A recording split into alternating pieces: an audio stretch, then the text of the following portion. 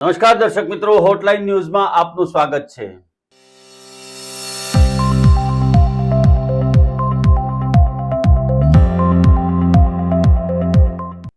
દેશના 5 રાજ્યોના વિધાનસભાના પરિણામો જાહેર થઈ રહ્યા છે. હાલમાં રુઝાન જે મળી રહ્યા છે એમાં 3 રાજ્યની અંદર ભારતીય જનતા પાર્ટીની સરકાર બની રહી છે. ખાસ કરીને સમગ્ર દેશ અને વિશ્વના લોકોની જેની ઉપર નજર હતી એ બંગાળની અંદર પ્રથમ વખત ભારતીય જનતા પાર્ટીને પ્રચંડ બહુમતી મળી રહી હોવાના રુઝાન આવી રહ્યા છે. લગભગ 200 સીટની આસપાસ ભારતીય જનતા પાર્ટી આવી રહી છે અને 99 સીટ કે 95, 80, 90 સીટ ઉપર મમતા દીદીનો રથ અટકી જાય એવી પરિસ્થિતિ અત્યારે જોવા મળી રહી છે. આ સમગ્ર જે પરિસ્થિતિ ઊભી થઈ છે એની પાછળના કારણો અને એક અનુભવી અને એમ કહી શકાય કે તમામ બાબતોના ચૂંટણી લક્ષી જે રિપોર્ટિંગ હોય છે એમાંથી પસાર થયેલા એવા વિક્રમભાઈ વકીલ આજે આપણી સાથે છે. હોટલાઇન ન્યૂઝમાં વિક્રમભાઈ, આપનું સ્વાગત છે. Thank you very much Kiritbhai. જી વિક્રમભાઈ, બંગાળની અંદર જે પ્રમાણે ભારતીય જનતા પાર્ટીને પ્રચંડ બહુમતી મળી રહી છે અને જે પ્રમાણે ઉત્સાહનું એક વાતાવરણ જોવાઈ રહ્યું છે અને એવું કહેવાય છે કે બંગાળ જીત્યું ભાજપ એટલે ભારત જીત્યું. આ વસ્તુને તમે કઈ રીતે મૂલવશો અને ખાસ કરીને છેલ્લા 15 વર્ષના મમતા બેનર્જીનું શાસન, એના પહેલા 20 થી 25 વર્ષનું જ્યોતિર બસુનું સામ્યવાદીઓનું શાસન, એટલે આ લગભગ 40 વર્ષના સમયગાળા પછી ભારતીય જનતા પાર્ટી ડોક્ટર શ્યામા પ્રસાદ મુખર્જીની જન્મભૂમિમાં ભારતીય જનતા પાર્ટીનો કેસરીયો લહેરાઈ રહ્યો છે અને કમળ ખીલી રહ્યું છે. આ બાબતને કઈ રીતે તમે જુઓ છો? કિરીટભાઈ, આપણે જો જોઈએ ને તો આને ભાજપની જીત કરતા હું બીજી રીતે મહત્વનું દેશની હિતની જીત ગણું છું. કારણ કે નોર્થ ઇસ્ટ એટલે કે ઉત્તર પૂર્વનો ભાગ ખૂબ જ સંવેદનશીલ છે અને ત્યાંની જે બોર્ડર છે આખી એ મ્યાનમારથી માંડીને બાંગ્લાદેશ સુધીના જે ઘૂસણખોરો આવીને આખા દેશનું સત્યાનાશ વાળી રહ્યા છે, ત્યાં જો આ વખતે પણ મમતા બેનર્જી જીતી જતે અને ભાજપ હારી જતે તો ભયંકર એક શું કહે આપણે દેશ આખો સંકટમાં આવી જતે. કારણ કે મમતાને તો બાંગ્લાદેશી મતદારોના આધારે જ જીતતા હતા આટલા વખત, એટલે એ તો બોર્ડર આખી ખુલ્લી મૂકી દેતી. બીજું કે ભૂતકાળમાં જ્યારે કેન્દ્ર સરકારે એક એવી ટીકા થઈ કે કેન્દ્રમાં ભાજપની સરકાર છે તો ભાજપની સરકારે ઘૂસણખોરોને અટકાવવા શું કર્યું, તો રાજ્યની જે ફેન્સિંગ કરવા માટે જમીન છે એ રાજ્યના કબજામાં હતી અને જ્યારે બીએસએફે કે કેન્દ્ર સરકારે એ જમીનની માંગણી કરી ફેન્સિંગ બનાવવા માટે, ત્યારે મમતા સરકારે ના પાડી દીધી હતી. કારણ કે એમનું આખો આધાર, એમનું પોલિટિક્સ આખું મુસ્લિમ મત બેંક અને બાંગ્લાદેશી મત બેંક પર હતું.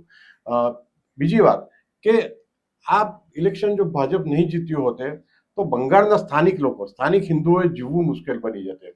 કારણ કે જે રીતે મુસ્લિમ ગુંડાઓને ખુલ્લી છૂટ આપવામાં આવી હતી બંગાળી ઘૂસણખોરોને અને સ્થાનિક ત્યાંના, એ રીતે હિન્દુઓ પર અત્યાચાર થયો છેલ્લા 10 વર્ષમાં. એને કારણે ત્યાંના હિન્દુઓ કોઈક આશાભરી મીટ ધરીને બેઠા હતા કે કોઈ પક્ષ આવે અને અમને બચાવે. અને અમિત શાહ અને નરેન્દ્ર મોદીએ, ખાસ કરીને અમિત શાહની સ્ટ્રેટેજી 10 વર્ષ પહેલા કરેલી. મને 10 વર્ષ પહેલા ભાજપના આંતરિક જે સ્ત્રોત છે એમનામાંથી પાસેથી ખબર પડેલી કે ભાજપનું હવેનું જે સ્ટ્રેટેજી છે પંજાબ અને બંગાળ પર છે. પંજાબમાં ભલે આમ આદમી પાર્ટી જીતે પણ લોંગ ટર્મ સ્ટ્રેટેજી છે. અમિત શાહ અને નરેન્દ્ર મોદી વિચારે છે ત્યારે ઘણું લાંબુ વિચારે છે અને દેશ માટે વિચારે છે કે ભાઈ 20 વર્ષ પછી જો આ જ પરિસ્થિતિ રહી તો દેશનું શું થશે. તો બંગાળ માટે એમણે પૂરું સ્ટ્રેટેજી બનાવી હતી. જે 2 બેઠક પરથી ગયા વખતે 70 થી 72 બેઠકો મળી હતી અને આ વખતે લગભગ 200 બેઠકો જીતશે એવી મેં તો આગાહી કરી હતી અને હમણાંના જે ટ્રેન્ડ છે પણ બતાવી રહ્યો છે. આનું કારણ મુખ્ય એ હતું કે એમણે જે મોબિલાઇઝેશન કર્યું અને જે ખોટા મતદારો હતા એ એસઆઈઆરની યાદીમાંથી દૂર થઈ ગયા. જે બોગસ મતદાન થતું હતું એ અટકી ગયું. અને બીજી વસ્તુ ખાસ અમિત શાહે જે કરી, સિક્યુરિટી ફોર્સિસને મજબૂત કર્યા અને એટલી ટાઈટ સિક્યુરિટી રાખી કે આ લોકો દર ચૂંટણીમાં ગુંડાગીરી કરીને, હિંસા કરીને, હત્યાઓ કરીને, મતદાન મથકો કબજે કરીને જે સત્તા પર આવતા હતા એના પર બ્રેક લાગી ગઈ. ખાસ અગત્યની વાત એ છે કે તમે જો તો આ ચૂંટણીમાં એક પણ હત્યા નથી થઈ, એક પણ ગોળી નથી ચાલી, કોઈ હિંસા નથી થઈ. છૂટી છવાઈ હિંસા થઈ એ જુદી વાત છે. એ માટે આપણે ચૂંટણી કમિશનરને પણ પૂરેપૂરો શ્રેય આપવો જોઈએ. હું તો માનું છું કે દેશનું કોઈ પણ મોટામાં મોટું જે પ્રાઇઝ હોય એનાથી એમને નવાજવા જોઈએ. કારણ કે આ બંગાળમાં ચૂંટણી આવી રીતના શાંતિપ્રિય રીતે, શાંતિ રીતે ના વાતાવરણમાં કરવી એ ખૂબ અઘરું કામ હતું. કારણ કે મમતાના ગુંડાઓ તૈયાર જ બેઠા હતા અને ગુંડાગીરી કરવાની તક નહીં મળી ત્યારે મમતા એકદમ હફડા થઈ ગઈ અને જે રીતે બોલતા હતા, પ્રવચનો આપતા હતા, જે રીતે ધસી જતા હતા મતદાન મથકો પર કે જ્યાં જ્યાં સ્ટ્રોંગ રૂમમાં મતપેટીઓ રાખવામાં આવી હતી ત્યાં, એના પરથી લાગતું જ હતું કે મમતા હવે સમજી ગયા છે કે એમનો અંત નજીક છે. મને તો એમ લાગે કે આ હવે જો ભાજપની સરકાર જે આવશે અને જૂના કેસોને ઉખેડીને ઇન્વેસ્ટિગેશન કરશે તો ઘણા બધા ટીએમસીના નેતાઓએ દેશ છોડીને ભાગી જવું પડશે. કારણ કે હવે જેમણે બધાએ જેલમાં જવા તૈયાર હોવું પડશે. મમતા પણ જેલમાં જઈ શકે છે અથવા એને દેશ છોડીને ભાગવું પડે એવી હાલત થઈ ગઈ છે એની. કારણ કે એને ભ્રષ્ટાચાર જે થયો છે, બેફામ ભ્રષ્ટાચાર થયો છે.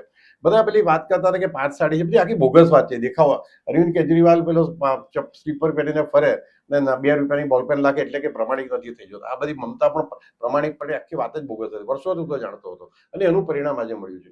જી વિક્રમભાઈ, બીજી એક મહત્વની વાત એ છે કે જે પ્રમાણે આપણને બંગાળના કાર્યકરો, બંગાળ જઈને આપણા સુરતના કાર્યકરો પણ આવ્યા છે. ઘણી બધી વખત એ લોકોના મીટિંગ અને પ્રવાસો થતા હોય, એ લોકોની સાથે ચર્ચા કરીએ ત્યારે પણ વાતની ખબર પડે છે ત્યાંની ગ્રાઉન્ડ પર પરિસ્થિતિ શું છે.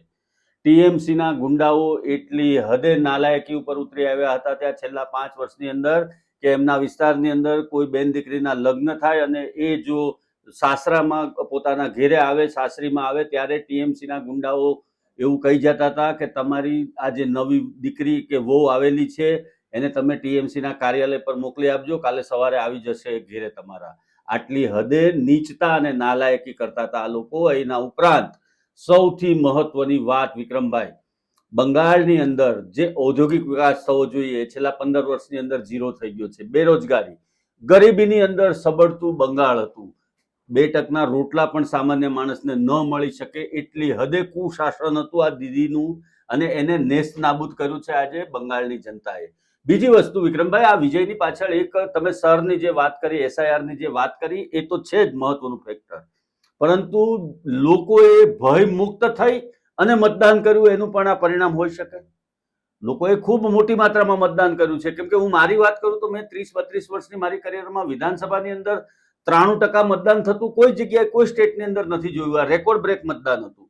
તો એક એ પણ કાર્ય છે. અને ત્રીજું ફેક્ટર એન્ટી ઇન્કમ્બન્સી. આ 3 ફેક્ટર ભેગા થયા અને ભારતીય જનતા પાર્ટીને 200ની આસપાસ સીટો મળી રહી છે એવું ચિત્ર અત્યારે ઉપસી રહ્યું છે. હજી ફાઇનલ પરિણામો આવવાના બાકી છે, પરંતુ સત્તા ભારતીય જનતા પાર્ટીની આવી રહી છે એ વાત નિશ્ચિત છે.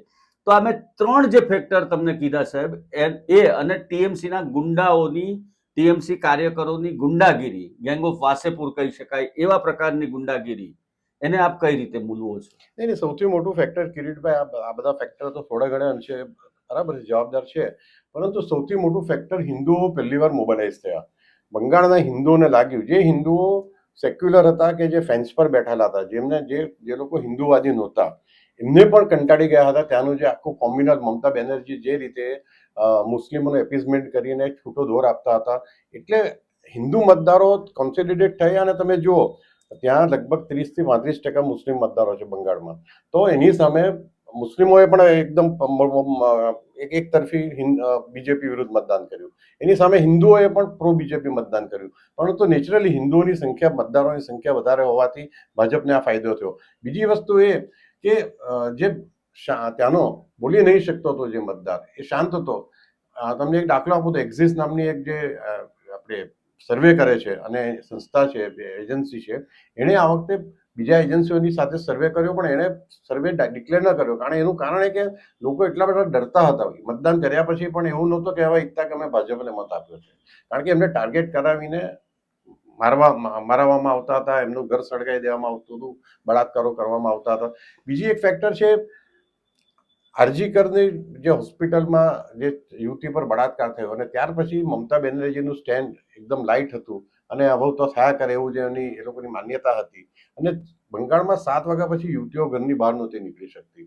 એટલે મહિલા મતદાન પણ આ વખતે ભાજપની તરફેણમાં ખૂબ રહ્યું અને મહિલાઓએ પણ ભરપૂર મતદાન કર્યું ભાજપને ટેકો આપવા. આ પણ એક બહુ ફેક્ટર અગત્યનું છે. ખાસ તો આને કારણે શું થશે કે જે ઘૂસણખોરો આવતા હતા મ્યાનમારથી, અને હવે આપણે ફેન્સિંગ બનાવી શકશે. ભાજપ કેન્દ્રમાં પણ ભાજપ સરકાર છે અને બંગાળમાં પણ છે, તો એને કારણે ઘૂસણખોરો અટકશે. ને બીજું કદાચ એવું પણ બને કે ડરના માર્યા જે કેટલાક ઘૂસણખોરો આઈડેન્ટિફિકેશન, ખોટા આઈડેન્ટિફિકેશનથી રહે છે, એ પાછા બાંગ્લાદેશ જવાની શરૂઆત કરી દે એવી પણ એક શક્યતા છે. એ આપણા દેશના ખૂબ હિતમાં છે. આપણે જે ચિકન નેક કહીએ છીએ, જે ઉત્તર પૂર્વનો ભાગ, જે ભાગમાં આખા દેશનો સૌથી સેન્સિટિવ ભાગ છે, જેમ જમ્મુ કાશ્મીર છે દેશ માટે અગત્યનું, તો અત્યાર સુધી ક્યાં ભાજપનું કોઈ શાસન નહોતું, પહેલી વખત ભાજપ શાસનમાં આવ્યું છે. એટલે એ એરિયા પર ભાજપનો કંટ્રોલ હશે, ભાજપ સરકારનો કંટ્રોલ હશે, તો આ જે દેશ વિરોધી તત્વોની ઘૂસણખોરી કરીને દેશમાં રહીને દેશનું ઘોર ખોદતા હતા, એના પર પણ બ્રેક લાગશે કિરીટભાઈ.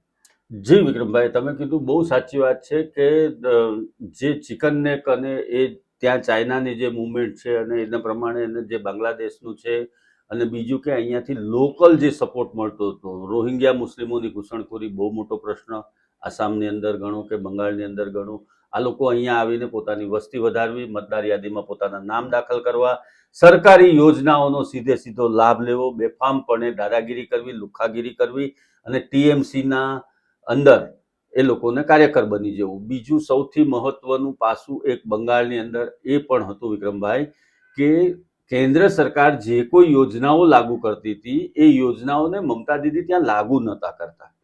બીજું, આપણે રેપ વાળી જે વાત કરી એ રીતે આ મમતાબેને એવું કીધું હતું કે 7 વાગ્યા પછી દીકરીઓને શું કામ છે ઘરની બહાર નીકળવાની, શું કામ બહાર નીકળે છે, બહાર નીકળે તો રેપ થાય. આવું એક શાસક તરીકે એના નિવેદનો. આ ઉપરાંત પોતાની જે સાદગીનો દંભ એ પણ ખુલ્લો પડી ગયો. એના ભત્રીજાએ બેફામ ભ્રષ્ટાચાર કર્યાના આક્ષેપો છે, એ પણ જેલમાં જાય એવી પરિસ્થિતિ છે. એના જે ભ્રષ્ટાચારના ચોપડા હવે ભારતીય જનતા પાર્ટી ઉથલાવવાનું કાલથી શરૂ કરશે શપથવિધિ બાદ, ત્યારે એ પણ બધી જ વસ્તુઓ સામે આવવાની છે.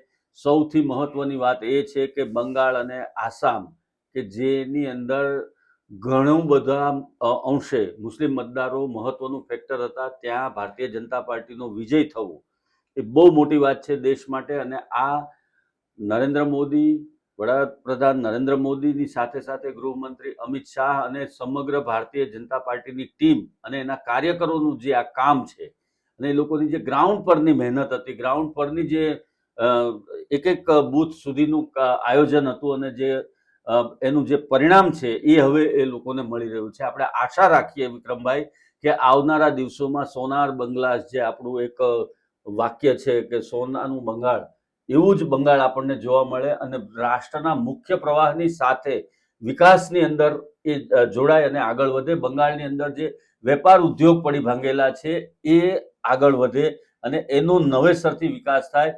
સમગ્ર વિશ્વની જે ચૂંટણી ઉપર નજર હતી એ ચૂંટણીમાં ભારતીય જનતા પાર્ટીનો વિજય થઈ રહ્યો છે. અમિત શાહ અને નરેન્દ્રભાઈ મોદીની સ્ટ્રેટર્જીનો વિજય થઈ રહ્યો છે.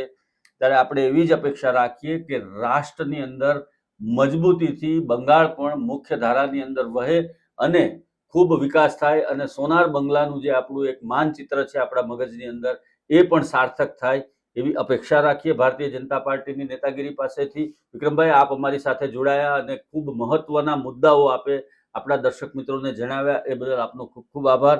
દર્શક મિત્રો, ચૂંટણીના પરિણામોનું રુઝાન હજી આવી રહ્યું છે ત્યારે અમે આ કાર્યક્રમ બનાવીએ છીએ. હજુ સ્પષ્ટ ચિત્ર નથી, પરંતુ આસામ, પોંડુચેરી અને બંગાળની અંદર ભારતીય જનતા પાર્ટીની સરકાર બની રહી છે એ વાત નિશ્ચિત થઈ ગઈ છે.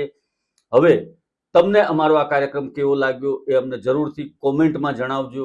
સાથે સાથે અમારી આ હોટલાઇન ન્યૂઝ ચેનલને લાઇક, શેર અને સબસ્ક્રાઇબ કરજો. ધન્યવાદ. Thank you.